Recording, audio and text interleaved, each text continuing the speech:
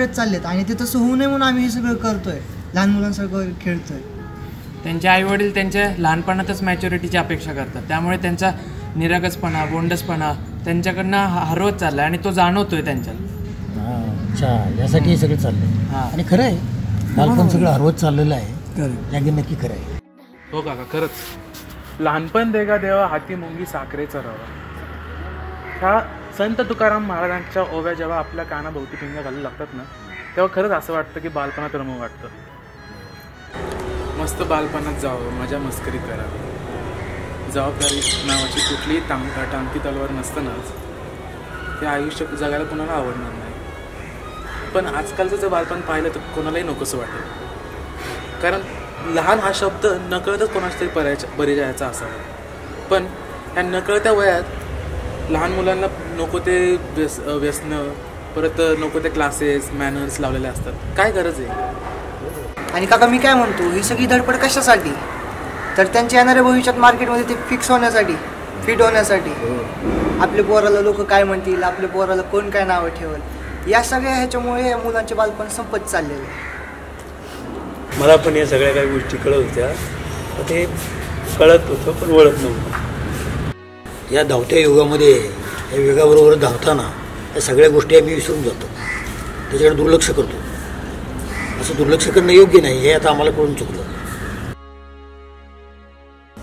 त्यांच्यासाठी आम्ही कमवतो, परंतु त्यांनी जर आम्हाला म्हटलं की आम्हाला वेळ द्या तर आम्ही आहोत असं सांगून टाकतो. मुलं इंडिपेंडेंट बनू लागतात आणि त्यांना एकटेपणा राहण्याची सवय करून घेतात आणि त्याचे दुष्परिणाम भविष्यात दिसून येतात. आपल्या लहानपणी आपण झाडावर चढायचो, चिंचा आंबे खायचो.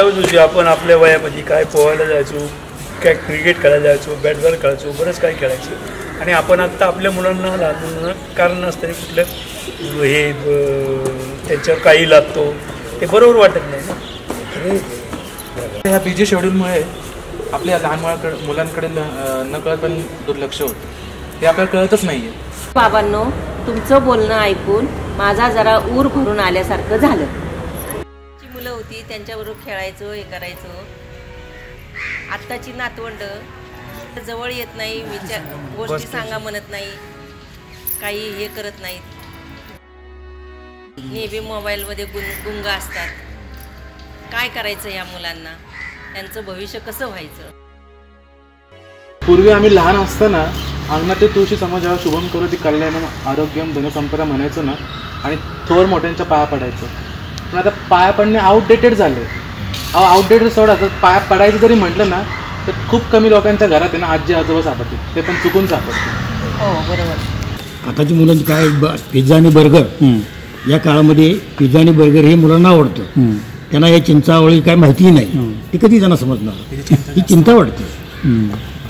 आणि काका पालक म्हणून आपली जबाबदारी की या लेकरांना बालपणाची ओळख करून दिली पाहिजे, विविध गोष्टींची ओळख करून दिली पाहिजे आणि आपण ते केलंच पाहिजे आपल्या जेवढं होत आहे तेवढं. दादा आमच्यासोबत खेळणं आहे का? तुम्ही जर आपल्या मुलांना एवढ्या लहान वयात स्टेटस, इंग्लिश स्पीकिंग, मॅनर्स जर शिकवत बसला तर त्यांच्या तरुण वयात त्यांच्या लहानपणीच्या सुंदर आठवणींचा बँक बॅलन्स हा भला मोठा झिरो असेल. आणि हा परत कमवायचा म्हटलं तरी कमवता येणार नाही.